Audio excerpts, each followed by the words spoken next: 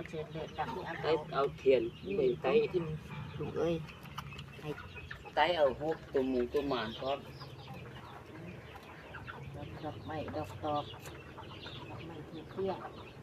ชมเป็นสวรรค์สันฟ้าเกิดจันนาและวิสุเป็นม้าได้เป็นคนกับหูเลยเดี๋ยวมาอันนี้เดี๋ยวสันร้ายเอามาหน่อยเดียว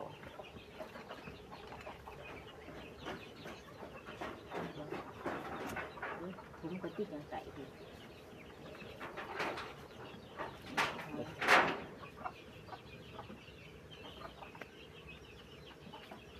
สิแย่ใช่ไหม นี่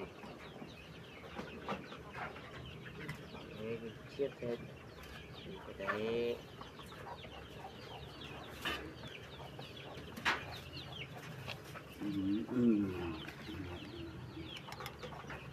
เดี๋ยวจะใส่คุณลำบาก เป็นสีเจเลยถูกคือกันอันนี้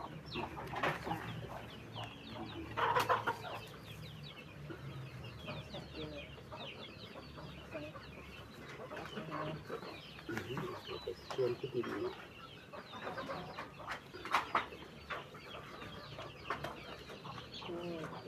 ป็นสุดเด้อมาเลยที่เกิดเป็นคน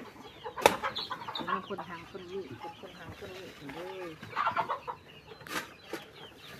เขาปลากินไปเนี่ยไม่นั่งเด้อเขาปลาอาหารกินข้า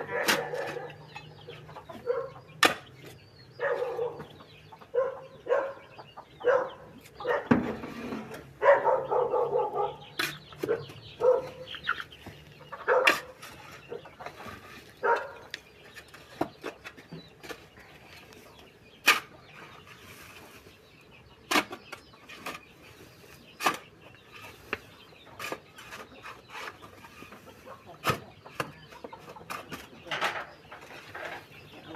มาคนนี้